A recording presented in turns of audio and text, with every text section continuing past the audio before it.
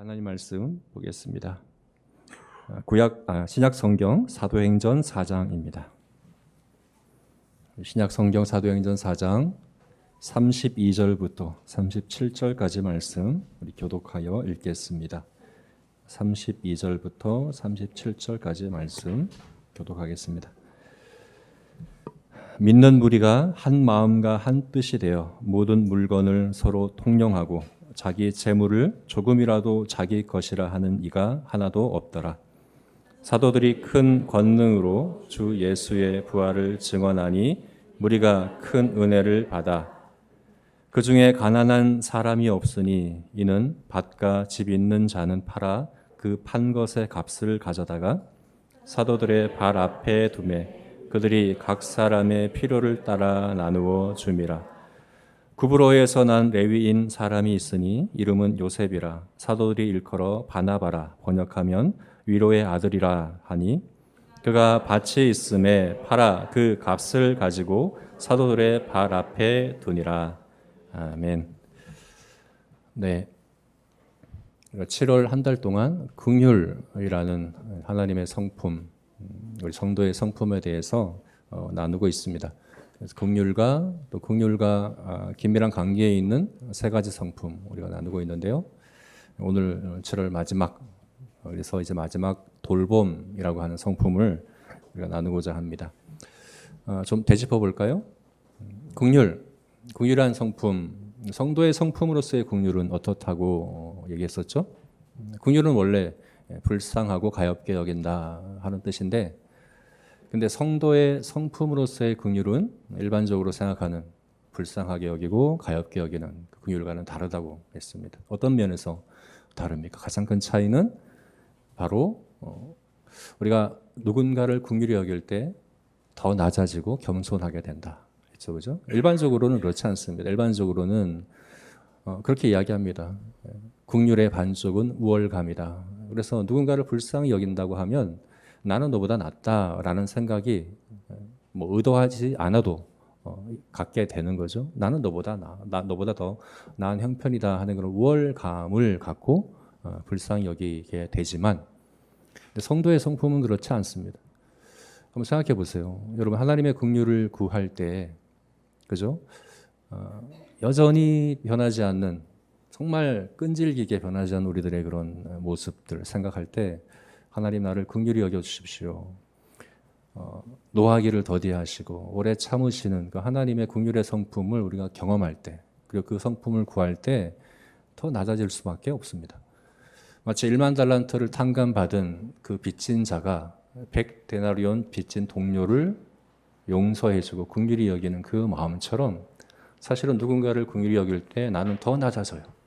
나는 더 겸손하게 되고 그런 가운데 긍휼히 여기게 되는, 이것이 바로 이제 성도의 성품으로서의 긍휼이다 했죠. 그리고 또한 예수님께서 누군가를 이제 무리를 보시고 불쌍히 여기셨다 할 때 그들의 외적인 뭐 가난의 문제, 또 질병의 문제, 예적인 그런 여러 가지 어려움에 대하여 불쌍히 여기는 마음 아파하는 마음, 안타까운 마음이 있었지만 무엇보다 목자 없는 양과 같은 것을 불쌍히 여기셨잖아요. 그래서 성도의 성품으로서의 긍휼은 정말 불쌍히 여겨야 될 것이 뭡니까? 목자 없이 살아가는 삶을 불쌍히 여겨야 하는 겁니다. 다른 것도 우리가 긍휼히 여겨야 되겠지만 무엇보다 목자 없이 살아가는 삶을 볼 때 우리 안에 긍휼의 마음이 일어나야 하는 거죠. 그게 바로 이제 성도의 성품으로서의 긍휼이다. 우리 이렇게 나눴었습니다. 그 다음에 나눈 성품이 경청, 듣는 마음이었습니다. 솔로몬이 구했던 듣는 마음, 이것은 일반 상담학이나 또 일반 소통 전문가들이 다 경청에 대해 이야기합니다. 중요하다고. 그들이 이야기하는 것처럼 귀를 기울여서 그들의 말을 듣고 또 그 마음의 감정, 또 그 마음을 살피고, 이것도 필요합니다. 솔로몬도 창기들의 말을 듣기도 하고 또 그들의 마음을 살피기도 했습니다. 그런데 솔로몬이 구했던 그 듣는 마음, 지혜로움, 그거는 거기에 그치는 게 아니었죠. 그 두 창기 앞에 칼을 들이댈 때, 칼을 마주할 때 그 마음의 중심이 나오는 거예요. 그 마음의 중심에 있는 선, 악, 그리고 옳음, 그름 이런 것이 드러나게 되는 것이거든요.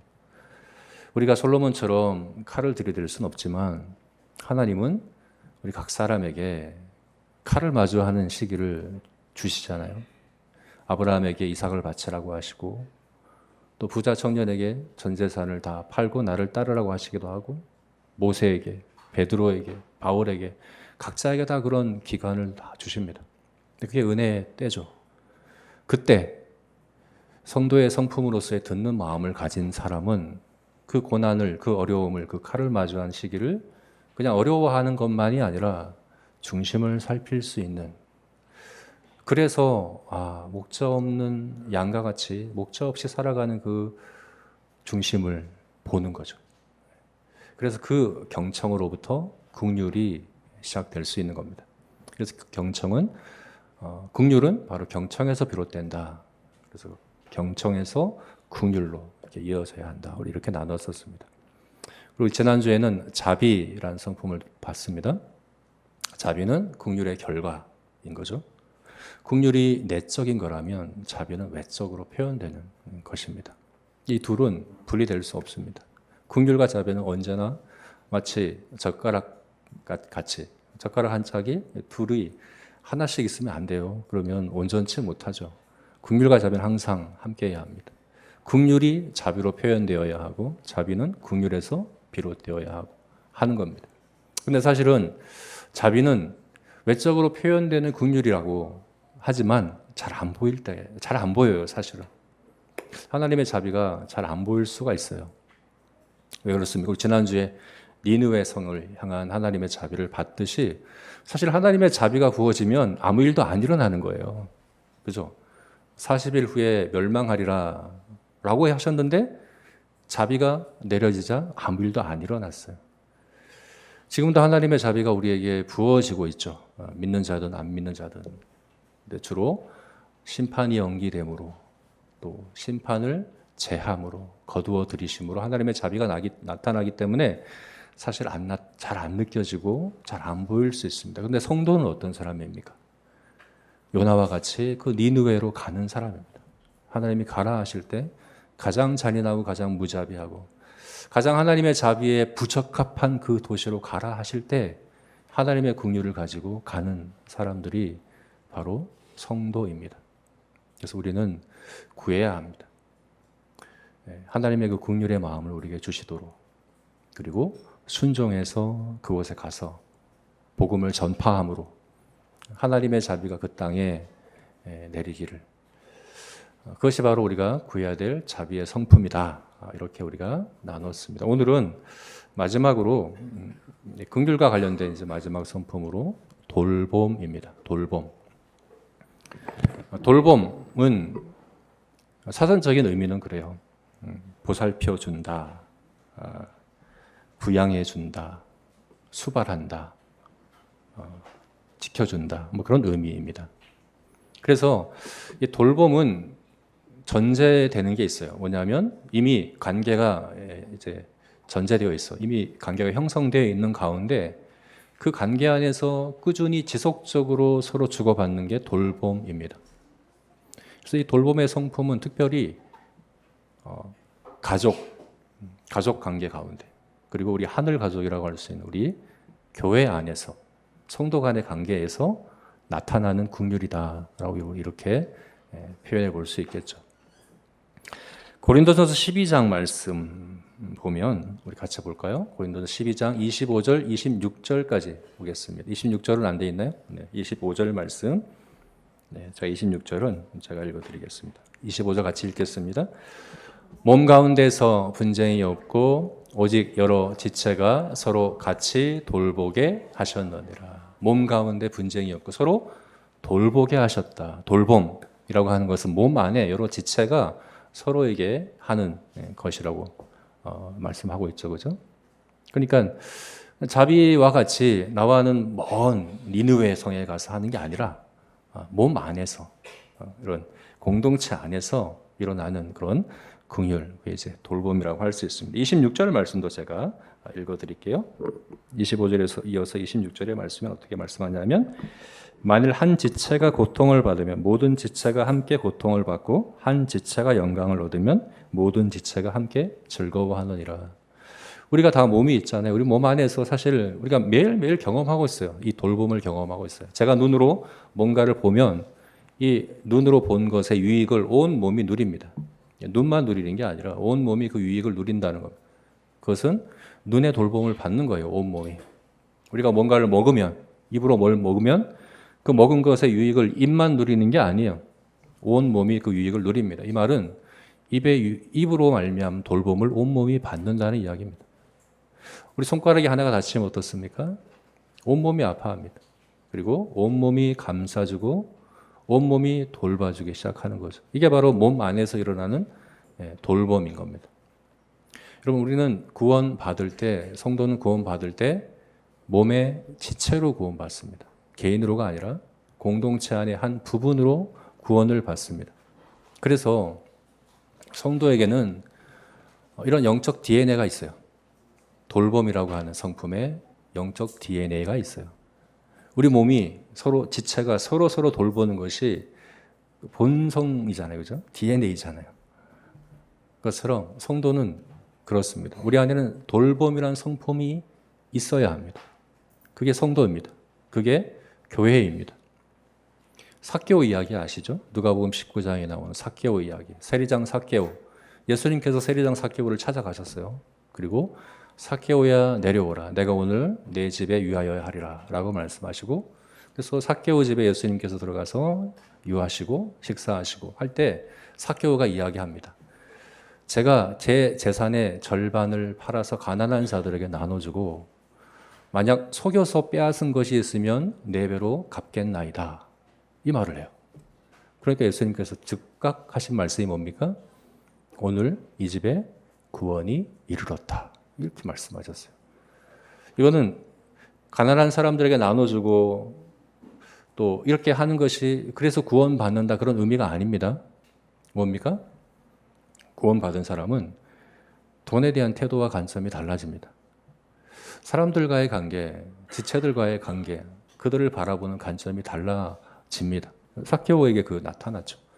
삭개오는 세리장이기 때문에 돈을 위해서 자기 동족을 이용해 먹고 속여 먹고 빼앗는 그죠? 그런 사람이었잖아요. 근데 바뀌었습니다. 돈에 대한 생각이 바뀌었고 또 사람들과의 관계가 바뀌었습니다. 돌봄이라고 하는 DNA가 나타나기 시작한 거예요. 그러니까 예수님께서 선언하십니다. 오늘 이 집에 구원이 이르렀다. 여러분, 우리가 내가 정말 성도인가? 정말 나에게 구원이 이르렀는가? 나는 구원받은 성도가 맞는가? 예수님께서는 뭘 보실까요? 이걸 보실 겁니다. 이 DNA가 있는가? 돌봄이라는 DNA가 너희에게 있는가? 보실 겁니다. 서로를 바라보는 관점이 어떤가?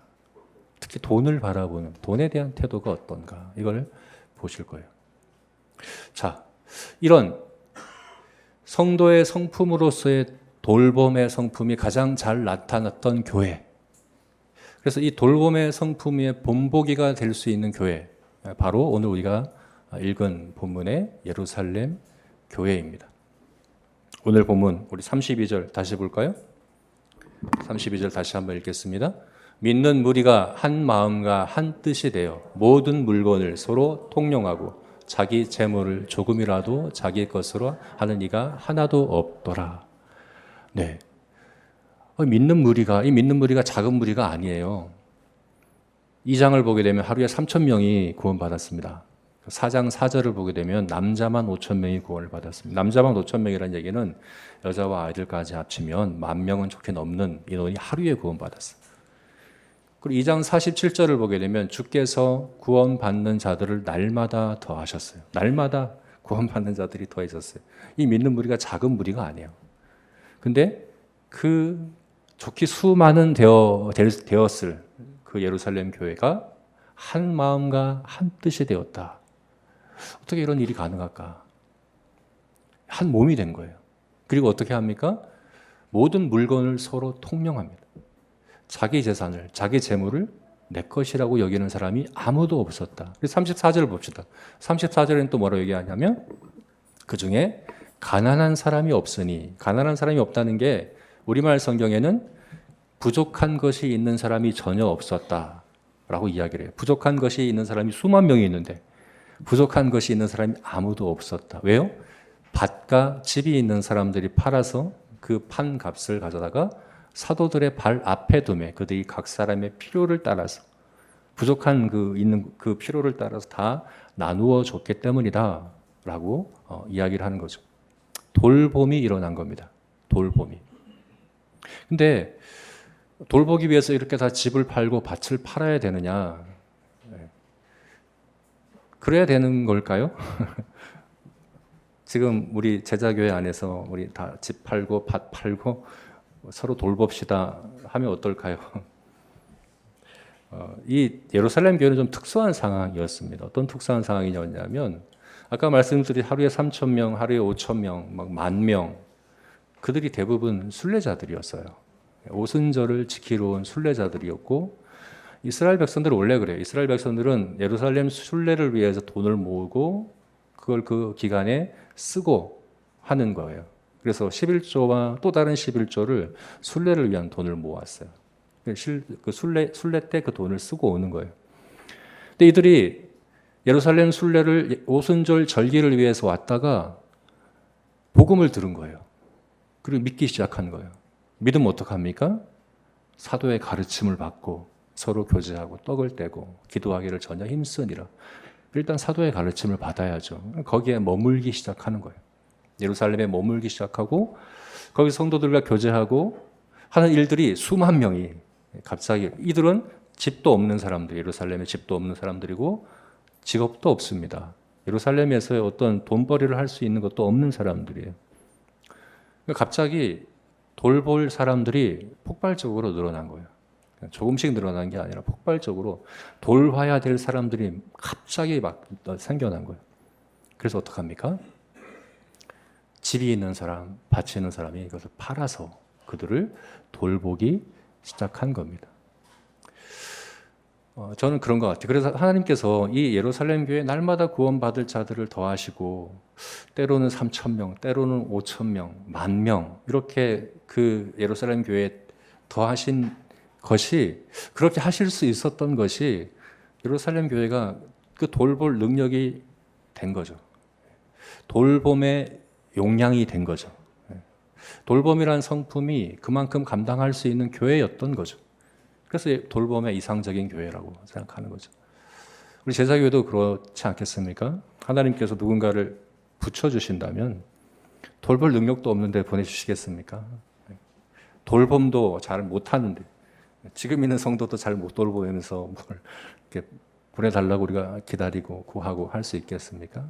그래서 정말 돌봄의 이 성품이 너무나도 중요한 것 같아요. 우리 교회적으로 또 우리 각 성도 우리 각자가 이 돌봄의 성품을 갖는 건 너무나도 중요한 것 같아요.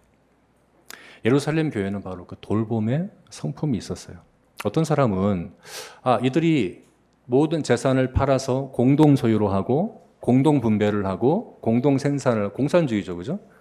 그와 같이 한 이 제도가 돌봄이 가능하게 한 것 아닌가? 그래서 우리도 이런 제도를 도입해야 되는 거 아닌가? 우리도 다 전 재산 팔고 다 공동으로 소유하고 공동으로 나누고 그렇게 해야지 돌봄이 제대로 되는 것 아닌가라고 생각할 수 있는데 예루살렘 교회가 한 것은 공산주의가 아니에요. 일단은 자발적으로 했어요. 공산주의는 의무적으로 하잖아요. 의무적으로 다 빼앗잖아요. 이 예루살렘 교회는 그렇게 하지 않았어요. 그래서 자기 재산을 안 판 사람들도 있었어요. 그 중에는. 다 그렇게 한 것 아닙니다. 제도적으로, 정책적으로 그렇게 한 게 아니에요. 공산주의는 사실은 돌봄이 안 돼요. 우리가 공산주의 국가들을 볼 때 그렇잖아요. 공산주의는 돌봄이 안 돼요. 공산주의를 하면 돌봄이 되느냐? 안 돼요. 예루살렘 교회도 마찬가지. 예루살렘 교회에 지금 하는 이 방법은 사실은 재정 정책, 제도 이런 방법적인 측면에서는 실패한 거예요. 왜냐하면 15년 후에 예루살렘 교회가 아주 극심한 가난에 처하게 돼요. 그래서 사도 바울이 교회들마다 다니면서 헌금을 모아서 예루살렘 교회에 갖다 주게 됩니다. 물론 그때 아주 큰 기근이 있긴 했지만 기근만이 아니라 공동으로 소유하고 공동으로 분배하고 공동으로 생산, 이게 다 같이 가난해지는, 경제적으로는 그래, 경제학적으로는 다 같이 가난한 길밖에 안 됩니다. 이들이 이 돌봄은 이 제도 때문에 그런 게 아니에요. 사실 이들은 아직 직분자도 없어요. 사도들의 발 앞에 두니라 6장에 가서야 집사들이 세워지거든요. 돌봄을 위해서. 직분도 없고 체계도 없어요. 사실 방법도 없어요. 어떤 계획을 해서 이렇게 우리가 제도를 이런 방법으로 이렇게 돌보면 되겠다, 이런 것도 없어요. 순전히 돌봄의 성품에서 나온 거예요. 구원받은, 하나님의 은혜로 구원받고 성령께서 우리를 변화시키셔서 돈에 대한 관점과 서로에 대한 관점을 변화시킬 때 자연스럽게 돌봄의 성품이 발휘되기 시작하는 거예요. 그래서 예루살렘 교회 안에 그런 돌봄이 일어났고 하나님께서 그것을 기뻐하셔서 예루살렘 교회 안에 구원받을 자들을 날마다 더하셨다 하는 내용을 우리가 보게 되는 거죠. 자, 그래서 이 돌봄의 성품은 믿음의 행위입니다. 믿음의 행위. 구원받은 자가, 성령의 은혜로 변화된 자가 가질 수 있는 믿음의 행위입니다. 고린도후서 9장 말씀 볼까요? 고린도후서 9장 7절 말씀을 한번 읽어봅시다. 고린도후서 9장 7절 같이 읽겠습니다. 각각 그 마음에 정한 대로 할 것이요 인색함으로나 억지로 하지 말지니 하나님은 즐겨내는 자를 사랑하시느니라. 지금 이게 헌금에 대한 말씀인데요. 사도 바울이 지금 예루살렘 교회에 구제 헌금했다고 그랬잖아요. 예루살렘 교회가 극심한 가난에 지금 어려워하고 있을 때 각 교회들마다 예루살렘 교회를 돕는 구제 헌금을 내라고. 그래서 그 구제 헌금을 모아다가 예루살렘 교회에 갖다 주는 일을 하는데 지금 고린도 교회에 그 얘기를 하는 거예요. 사실은 여러분 아까 이제 예루살렘 교회가 수만 명이 모여 있었다고 그랬잖아요. 근데 그들이 순례자들이기 때문에 계속 거기 있지는 않았거든요. 각지로 또 흩어졌을 건데 아마 고린도 교회에도 그 중에 있었을 거예요. 사실은 예루살렘 교회로부터 돌봄 받았던 사람들이고 이제 예루살렘 교회를 돌보는 일을 이제 이들이 하는 것은 당연한 거라고도 볼 수 있겠죠. 근데 이 헌금에 대해서 어떻게 말씀하시냐 하면 각각 그 마음에 정한 대로 할 것이요. 마음에 정해서 하라. 이 마음이라는 것이 우리 지정의 전인격을 이야기하는 겁니다. 분명한 이해를 갖고 성경적인 하나님의 그 뜻을, 진리를 바르게 이해하고 믿고 의지적으로 그것을 결단하고 결정하고 선택하고 그리고 감정적으로 즐거이 자원해서 내는, 그걸 하나님께서 기뻐하신다라고 말씀하고 있어요. 억지로 내는 거 안 돼요. 하나님께서 기뻐하지 않습니다. 그런데 억지로 내는 거 못지않게 하나님께서 기뻐하지 않는 것은 충동적으로 내는 것입니다. 충동적으로, 감정적으로 막 이렇게 막 그죠? 혹하게 해서 감정이 막 일어나게 해서 헌금 내게 하는 자리가 있으면 위험한 자리입니다. 그거는 하나님께서 기뻐하시는 헌금 아닙니다. 하나님은 생각하고 이해하고 진리를 하나님의 뜻을 바르게 알고 그것을 믿고 그래서 내 의지를 동해서 그것을 결정하고 신중하게 선택하고 그것을 기쁨으로 내는 헌금을 하나님께서 기뻐하신다. 그래서 믿음의 행위여야 합니다.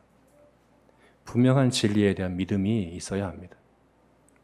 돌봄은 믿음의 행위입니다. 그럼 어떤 믿음일까? 제가 세 가지로 생각해 봤어요.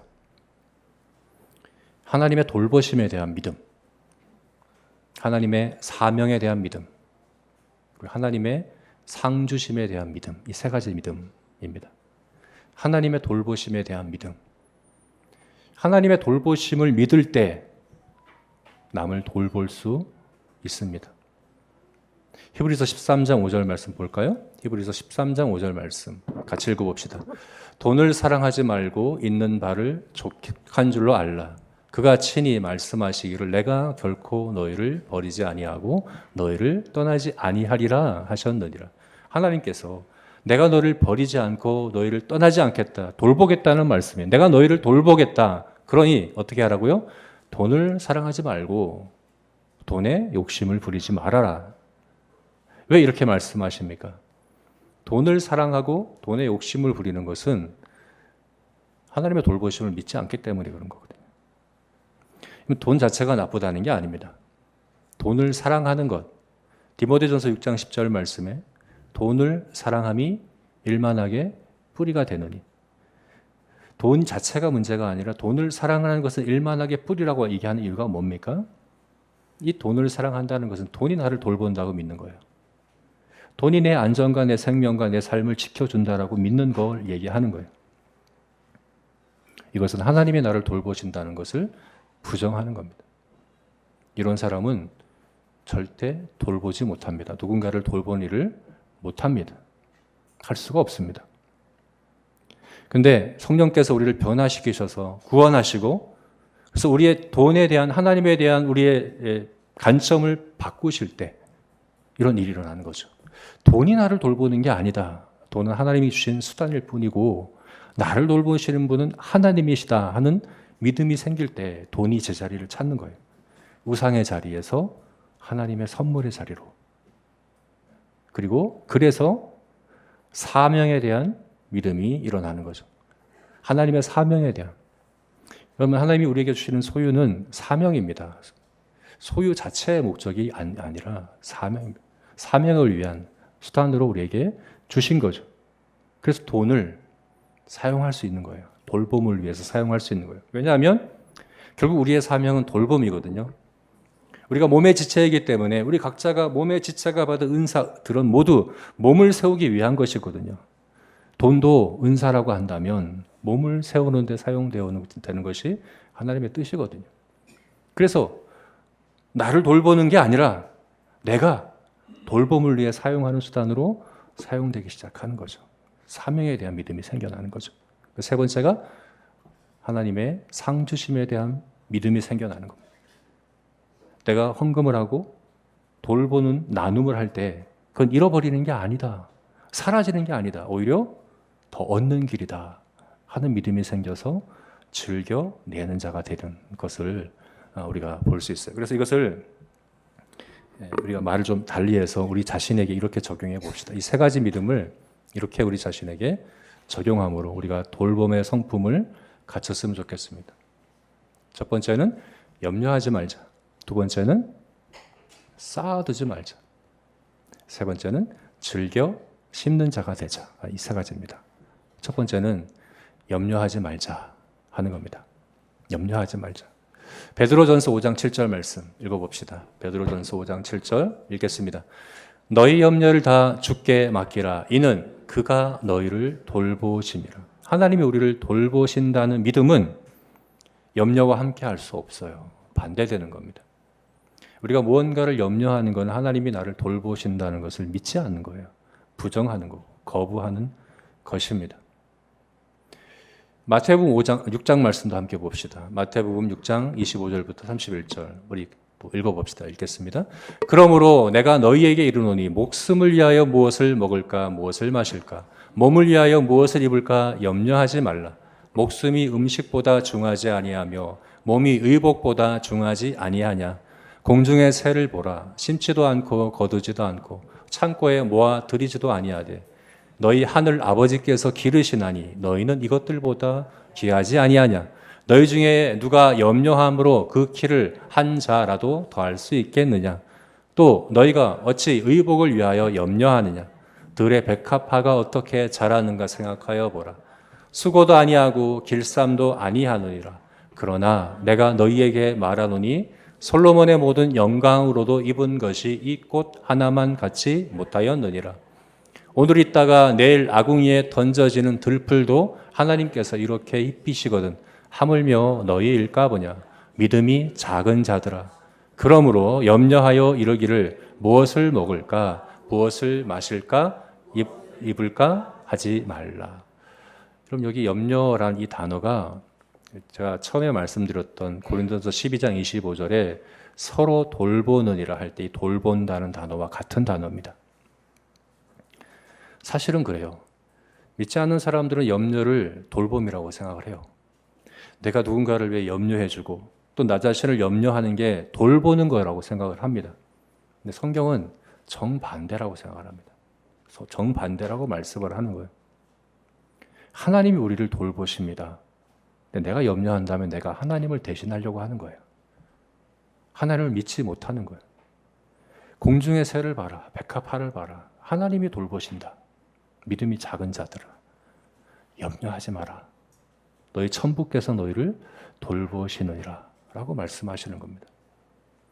그럼 염려는 돌봄 아닙니다. 나를 위한 염려든 다른 사람을 위한 염려든 그건 죄입니다. 불신앙의 죄입니다. 하나님의 돌보심을 믿지 못하는 죄입니다. 염려하는 사람은 절대로 다른 사람을 못 돌봅니다. 절대로 돌봄의 성품을 가질 수가 없습니다.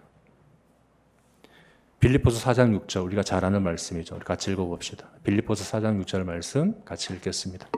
아무것도 염려하지 말고 다만 모든 일에 기도와 간구로 너희 구할 것을 감사함으로 하나님께 아뢰라.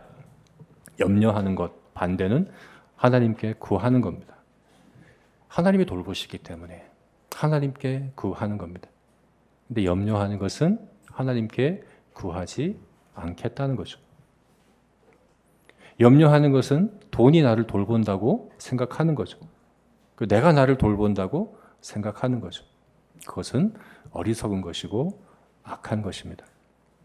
그러면 여러분 우리가 이 돌봄이라는 성품을 갖추기 위해서 염려를 끊어버려야 합니다. 염려는 죄다. 염려는 하나님의 돌보심에 대한 믿음을 막는, 가로막는 가장 큰 장애다. 기억하고 저와 여러분이 염려가 아니라 기도로 우리 하나님의 돌보심을 믿고 또 그 돌보심을 이웃에게 실천하는 그런 저와 여러분이 되시기를 주의 이름으로 축원합니다.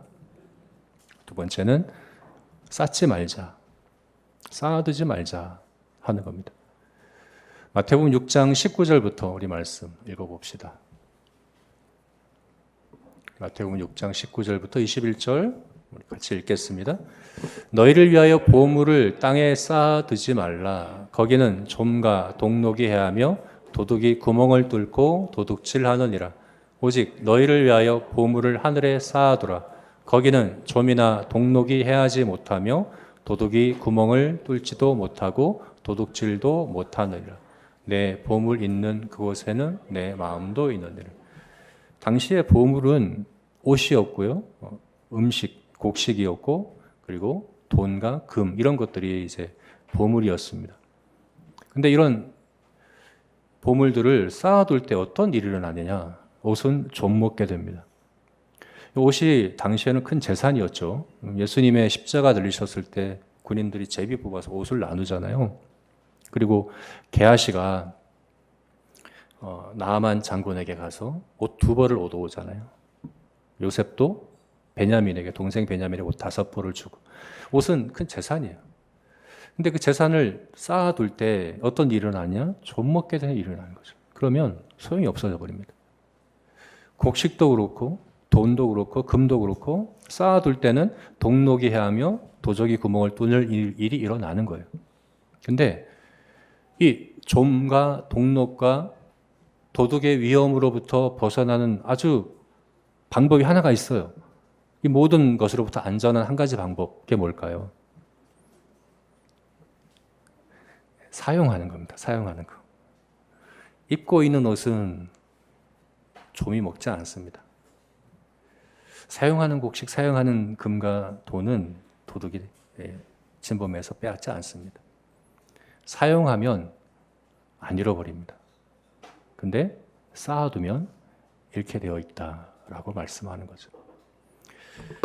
여러분, 이것은 우리 소유에 대한 근본적인 우리의 태도와 관점에 대해서 이야기를 하는 거예요. 하나님은 우리에게 무언가를 주실 때 소유로만 주시는 것이 아니라 사명으로 주셔요. 왜 그렇습니까? 소유로만 주면 그것이 결국 우상이 되어버리고 결국 그것이 우상이 되어서 다 잃어버리게 되기 때문에 그런 거죠. 그 사명이라는 형태로 우리에게 주십니다. 하나님이 우리에게 무언가를 주셨다면 그것은 사용하라고 주신 거예요. 사명을 위해 사용하라고 주신 거예요. 우리의 소유를. 그죠? 그러므로 쌓아두려고 하면 안 돼요. 결국 믿지 않는 사람들이 가진 이 재산에 대한 관점은 뭡니까? 쌓는 것에 있어요. 더 많이 쌓으려고 합니다. 더 많이 소유하려고 합니다. 더 많이 가지려고 합니다. 왜 그렇습니까?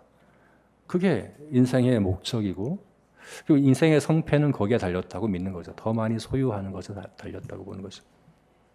근데 그렇지 않습니다. 하나님은 우리에게 무언가를 주실 때 소유하고 있으라고 주신 것이 아니라 사명을 위해 사용하라고 주시는 것입니다. 누가복음 16장 말씀 볼까요? 읽겠습니다. 내가 너희에게 말하노니 불의의 재물로 친구를 사기라. 그리하면 그 재물이 없어질 때에 그들이 너희를 영주할 처소로 영접하리라. 불의의 재물로 친구를 사기라. 그 친구는 어떤 친구입니까? 영주할 처소, 천국으로 영접할 친구. 그러니까 성도를 얘기하는 거죠. 같은 이제 동료 지체들을 얘기하는 거죠. 불의의 재물로, 이 땅에 돈이 이것 자체가 불의하다는 게 아니라 이 돈 안에는 이 자체에는 어떤 의로움의 덕이 없습니다. 이거 자체를 아무리 갖고 있어봐야 우리가 의로워지지 않습니다. 돈을 아무리 많이 쌓아놔봐야 우리에게 덕스러움이 생기지 않습니다. 어떻게 생깁니까? 그거를 사용할 때, 돌봄을 위해 사용할 때, 그게 진짜 그 목적대로 사용하는 것이죠. 누가복음 12장 말씀 하나 더 보겠습니다. 누가복음 12장 말씀 33절 읽겠습니다. 너희 소유를 팔아 구제하여 낡아지지 아니하는 배낭을 만들라. 곧 하늘에 둔 바 다함이 없는 보물이니 거기는 도둑도 가까이 하는 일이 없고 좀도 먹는 일이 없느니라. 여러분 여기 도둑과 좀의 그 이제 위험이 없는 그래서 쌓아두지 않고 사용하는 하늘에 쌓아두는 게 뭡니까? 구제라고 분명히 말씀하고 있죠. 나누는 것, 돌봄을 위해서 나누는 것, 그리고 헌금하는 이것, 그것입니다. 그래서 하나님께서 우리에게 주신 소유는 쌓아두기 위함이 아니라 사용하기 위함이다. 물론 이 말은 저축하면 안 되는 거구나, 그리고 투자도 하면 안 되는 거구나, 혹은 노후 계획도 세우면 안 되는 거구나, 이런 의미가 아닙니다. 우리가 먹고 마시고 무엇을 먹을까, 무엇을 마실까, 무엇을 입을까 염려하지 말라는 게 그걸 위해 노력을 하지 말라는 얘기가 아니거든요. 새들도 가만히 입 벌리고 있으면 하나님 다 먹여주시는 게 아니에요. 백합화도 강압성도 안 하고 가만히 있는데 하나님께서 주시는 게 아니에요. 열심히 일하거든요. 먹이를 찾아다니고 또 강압성 작용도 하고 그렇게 하는 겁니다. 그러니까 우리가 먹고 살고 입고 하는 걸 위해서 노력해야 합니다. 그래서 저축도 해야 되고요. 노후 준비도 해야 합니다. 또 만일에 대비해서 갑자기 어떤 일을 만나거나 갑자기 큰 돈을 써야 될 일이 있거나 또 병이 걸리거나 할 때 써야 되잖아요. 그때 빚내서 이렇게 그건 더 나쁜 거거든요. 준비해야 합니다. 그런 거 하라는 겁니다. 그리고 우리 자본주의 사회에 우리가 살고 있기 때문에 하나님 나라 일을 위한 일도 자본이 있어야 됩니다. 자본을 모으고 계획하고 하는 일들을 사명을 위해서 해야 하는 것이 마땅합니다. 그런 것들 하지 말라는 얘기가 아니에요. 근본적으로 더 많이 쌓아서 더 좋은 차 타고 더 좋은 집에 살고 더 좋은 거 먹고 자식들에게 더 많이 물려주고 하는 것에 목적을 두고 쌓아둔다면 그거는 잃어버리는 겁니다.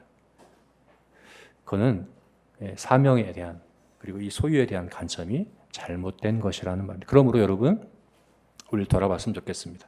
나는 나의 소유에 대한 관점이 어떤가? 나는 소유하는 것 자체에 목적을 두고 있는가 아니면 사용하는 것에 목적을 두고 있는가?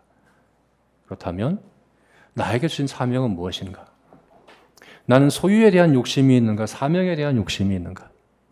사명에 대한 욕심이 생기면 소유는 저절로 따라오게 되어 있잖아요. 나는 어디에 중심을 두고 있는가? 우리 자신을 돌아보았으면 좋겠습니다. 그리고 저와 여러분이 이 땅에 쌓아두는 것이 아니라 하나님의 사명을 따라 우리의 주신 소유를 잘 사용하는 그런 저와 여러분이 되시기를 주의 이름으로 축원합니다. 이제 마지막 세 번째로 즐겨 심는 자가 되자 하는 겁니다. 우리 고린도 후서 9장 5절부터 말씀 읽어봅시다. 같이 읽겠습니다. 그러므로 내가 이 형제들로 먼저 너희에게 가서 너희가 전에 약속한 연보를 미리 준비하게 하도록 권면하는 것이 필요한 줄 생각하였노니 이렇게 준비하여야 참 연보답고 억지가 아니니라.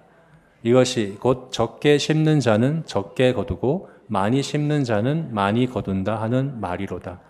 각각 그 마음에 정한 대로 할 것이요 인색함으로나 억지로 하지 말지니 하나님은 즐겨내는 자를 사랑하시느니라. 하나님이 능히 모든 은혜를 너희에게 넘치게 하시나니 이는 너희로 모든 일에 항상 모든 것이 넉넉하여 모든 착한 일을 넘치게 하려 하심이라. 지금 사도 바울이 앞에서 말씀드렸듯이 예루살렘 교회에 대한 구제 헌금을 위해서 권면하고자 고린도 교회에 이야기를 하고 있는 겁니다. 헌금에 대한 바른 태도를 이야기하면서 6절 말씀에 뭐라고 이야기하냐면 적게 심는 자는 적게 거두고 많이 심는 자는 많이 거둔다라는 말을 해요. 헌금은 심는 것과 같다라고 이야기를 하는 거죠. 씨를 심는 것과 같다. 한번 생각해 보세요. 여러분 밭을 읽으면 여러분 농부고 밭을 잘 읽었습니다. 거름도 주고 기름진 땅을 준비하고 고랑도 파고 다 준비가 되었습니다. 씨만 뿌리면 되는데 씨가 아까운 거예요. 이거 당장 땅에 심어버리면 내 손에는 없는 거니까. 그래서 띄엄띄엄 한 알씩 이렇게 심는 거예요. 그러면 어떻게 될까요? 네, 적게 고두게 되겠죠. 근데 똑같은 밭입니다. 다 기름진 밭으로 다 준비하고 이 사람은 어떻게 합니까? 넉넉하게 뿌리는 거예요. 네, 아낌없이 뿌리는 거예요. 그럼 이 사람은 어떻게 됩니까? 많이 거둔다. 이거는 그냥 일반 원리 아닙니까? 자연의 법칙, 그죠? 일반 은총 가운데 주신 하나님 그렇게 하신다고 말씀하니. 근데 이거를 헌금에다 적용해서 지금 사도 바울이 이야기를 하고 있어요. 돌봄을 위해서 헌금하는 것은 잃어버리는 게 아니라는 거예요. 오히려 60배, 100배로 얻는 길이라는 거예요. 넉넉해지는 길이라는 거예요. 그래서 8절 말씀이 이렇게 얘기하는 거예요. 하나님이 능히 모든 은혜를 너희에게 넘치게 하시고 그래서 이는 너희로 모든 일에 항상 모든 것이 넉넉하여져서 모든 착한 일을 넘치게 하려 함이라. 넉넉해져서 소유가 많아진다가 아니에요. 넉넉해지면 사명도 많아지는 거죠. 모든 착한 일을 더 넘치게 하게 되는 거예요. 작은 일에 충성된 자를 많은 일을, 큰 일을 맡기시는 것이 하나님의 원리 아닙니까? 우리가 나누는 거, 헌금하는 거, 돌봄을 위해서 드리는 거, 나누는 거, 이런 것들이 없어지는 것이고 그냥 사라지는 것이라고 여기면 안 된다는 말입니다. 심는 겁니다. 여러분 어떻게 하시겠어요? 만약에 여러분이 농부라면 어떻게 하시겠습니까? 여러분이 지금 갖고 있는 소유가 각각 다르겠죠. 내가 가진 그 소유가 씨앗입니다. 이 씨앗 중에서 얼만큼 여러분 심으시겠습니까? 그 땅이 있다고 한다면 이 씨앗 중에서 얼만큼을 다 심을 수는 없어요. 내가 먹고 살아야 되니까. 내 생활도 해야 되잖아요. 다음 추수 때까지. 다 심는 건 아닙니다. 그 중에서 얼마간을 심어야 됩니다. 얼마만큼 심으시겠습니까? 한 알씩 한 알씩 이렇게 심으시겠습니까? 그러니까 인색함으로 억지로 하면 적게 거두는 거다. 적은 사명이겠죠, 그러면 그죠? 그렇게 말씀하시는 거예요. 그래서 한번 우리가 각자가 이건 각자가 다르니까 우리 각자가 한번 생각해봐야 합니다. 돌아봐야 합니다. 나는 지금 얼마를 심고 있는가? 비중을 얼마만큼을 심고 있는가? 내 수입이 많아지면 그 많아진 수입을 가지고 더 맛있는 음식 먹고 더 좋은 차를 타고 더 좋은 집을 얻기 위한 게 아니라 더 많이 심으라고 주신 것 아니겠습니까? 그게 맞아요. 그래서 이것이 좀 더 깊이 우리가 나눈다면 11조에 대한 이야기와 또 이제 성경의 다른 가르침들을 더 우리가 많이 봐야 되겠지만 이 시간에 우리 각자가 각자의 상황들을 돌아봤으면 좋겠습니다. 네. 심는 것입니다. 버리는 것이 아니고 잃어버리는 것이 아닙니다. 더 넉넉해지는 것이고 더 사명에 있어서 풍성해지는 것이고 더 착한 일을 넘치게 하는 것이다. 라고 말씀하고 있습니다. 저와 여러분에게 이와 같은 믿음이 있었으면 좋겠습니다. 그래서 믿음으로 우리의 소유를, 우리의 사명을 위해서 사용하되 넉넉히 즐겨 기쁨으로 사용하며, 그래서 마지막 우리 하나님 앞에 섰을 때 한 달란트 받은 종과 같이 악하고 게으른 종아 내가 땅에 묻어두었다 왔다 하는 이런 책망을 듣지 아니하고 오히려 착하고 충성된 종으로 칭찬받는 그런 청지기들이 우리 모두가 되시기를 주의 이름으로 축원합니다. 아멘. 우리 같이 기도하시겠습니다.